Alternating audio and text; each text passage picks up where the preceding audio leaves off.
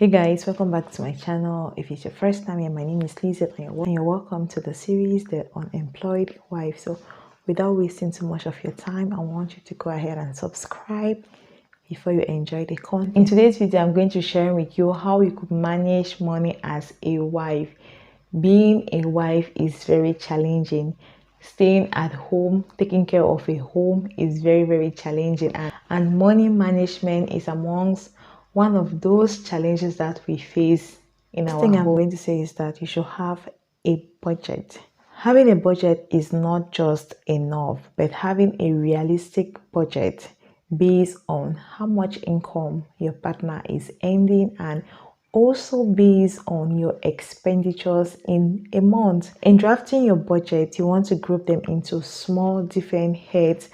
This is going to help you to have full control over your budget, and it's also going to help you to avoid overspending, because you know that when it comes to electricity bills, this is what I am going to be spending. When it comes to phone bills, this is what I'm going to be spending. Internet bills, this is what I'm going to be spending. In that case, you avoid overspending and you minimize costs. Second point is always have a shopping list. I don't know who is like me. At times before I go to the shop, I will just sit and say, okay, I'm going to go to the shop, I'm going to get milk, eggs, I'm going to get bread. And when I get into the shop, I end up not buying what I am supposed to buy. I might buy some of the things, but not all of the things that I am supposed to buy.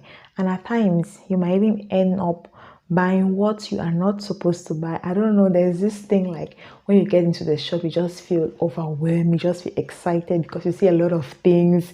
The worst is if you have not been going shopping for a long time, you easily get carried away. So in order for you to avoid overspending, it is very important for you to have a shopping list.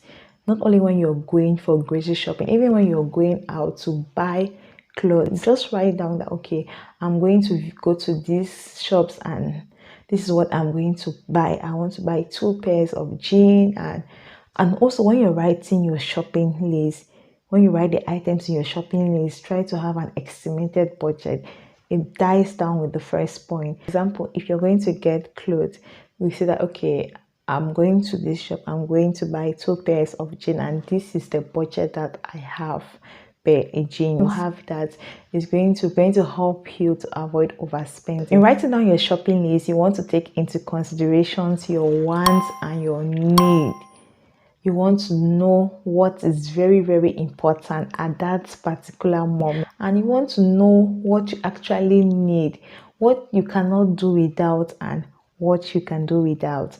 And for you to do this, you're supposed to have a scale of preference. Which is your priority at that particular moment? Appreciate what is very important to you at that particular moment. Let me say, for example, in my YouTube equipment, I need a tripod, I need a new phone, I need a PC. All of them are important. Which is my priority? I really need. When you are able to differentiate between these, it's going to help you to avoid unnecessary spending, and it's going to help you to avoid overbuying of things.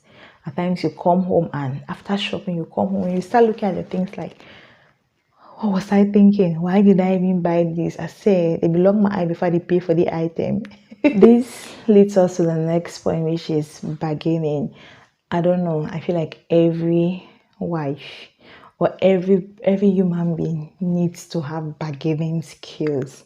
You need to beat price, like how you say it in pidgin English. May you know how to beat price, not have a third person say, no, you see this thing, I need to pay 2,000 francs. Now 1,500 I will give you. When it is necessary. Yes, I know, I'm coming. Those of us in Europe, you're asking yourself that, Liz, what are you saying? How do you want me to bargain when I go into a shop that already has fixed prices? I'm coming for you. Chill, calm down. Bargain when it is necessary. If you're buying in a local market like my people back at home in Cameroon, you should put on your bargaining skills. It's going to help you. The reason why it is first of all important for you to bargain is the fact that in most markets, most local markets, they give you prices according to your appearance or according to familiarity. They give prices based on the individual who is buying. Customer prices, they have prices for newcomers, unfamiliar faces. They have prices based on your appearance. If you're looking rich, looking poach, price will follow you.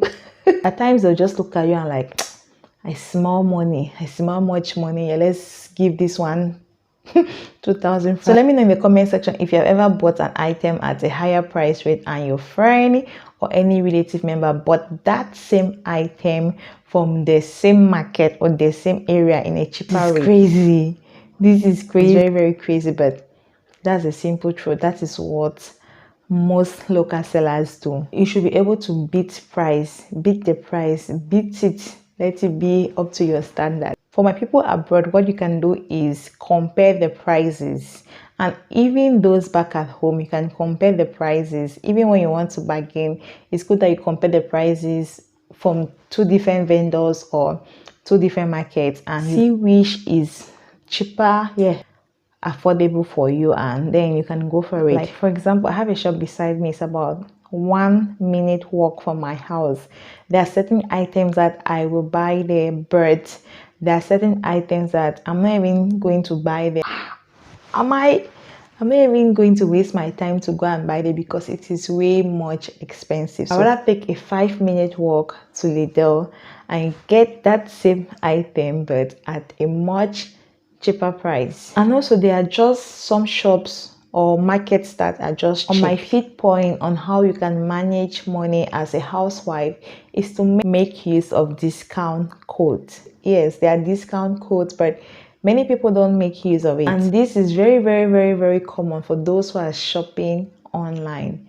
If you're shopping online, check that there is always a discount code somewhere, or there's always a promotion code somewhere. You just have to be vigilant and take your time to read, and you're going to find those discount codes. This goes in line with using discount codes. Like if you're always buying in a particular shop, they have a card that they give that you can create for the magazine, and when you have that card, every time you buy, they put in some points inside, and at the end of the month, depending on how often you buy there, you could have some points inside which you could use those points to buy something.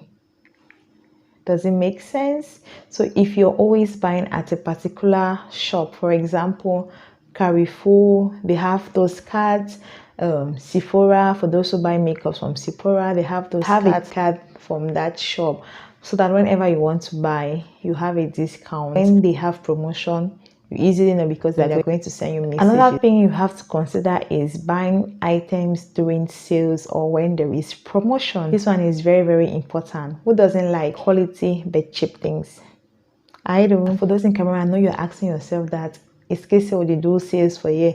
Yes, they do sales, they do promotion. I remember back in those days, I think it is still going. Papa Promo used to do promotion. There used to be Maggie promotion where they'll come with these big cars, there'll be music, and they'll be selling maybe Maggie, granite oil, or savon. You want to use such moments as an opportunity to buy in bulk.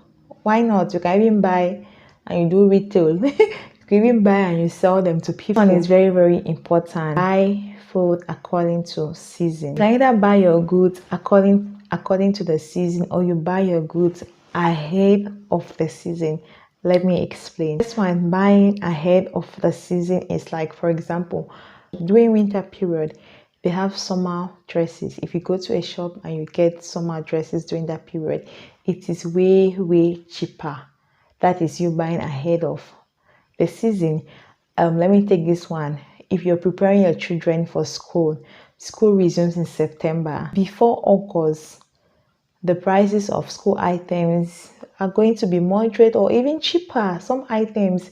So if you want to start preparing your children ahead of time, gradually ahead of time, by buying those items that you know that the prices are going to be like something like trunk, mattress, bucket.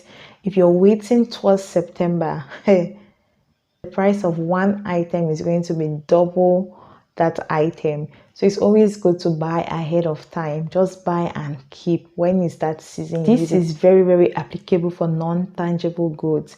like goods that don't get bad in the long run, within the long run, like goods that you could keep for as long as you want, that it doesn't get bad too fast. Buying according to the season is very, very applicable for food stuff. Like for example, there are some food stuff that do very well in a particular month, that the products are everywhere, that you could easily get them for really cheap prices. This has to do with you knowing when certain food items are cheaper in the market. For example, if you're going to buy fresh vegetables during the dry season, it's going to be very, very, very expensive. So you want to buy food stuff that are doing well in that particular season, not something that is not doing well, like vegetables in that season. There are some vegetables that don't do well during the dry season.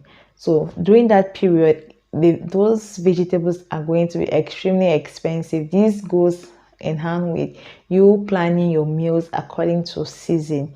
Plan your meals according to the food stuff that are available in the market. You know which food stuff is cheaper based on the season. You plan your meals around that. And lastly, you can manage or save money as a housewife by looking at the possibilities of recycling items at home. Recycling the stuffs or the items that you want to discard or get rid of. For example, here we have some bottles that after you have consumed the product, you could go to a shop and you refund the bottles and they give you back some money.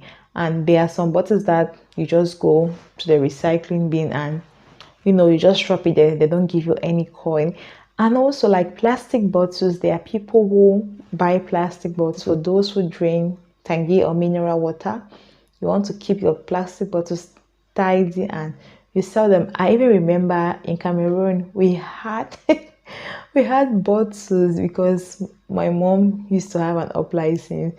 At times we would take those bottles and look for people to buy. The possibilities of recycling things that you want to get rid of instead of you just throwing them, where you can make small catch. For me, thank you for watching. We have come to the end of today's video. Let me know in the comment section your tips that you're using to manage money as a housewife. Of course, it's going to help me and it's also going to help others.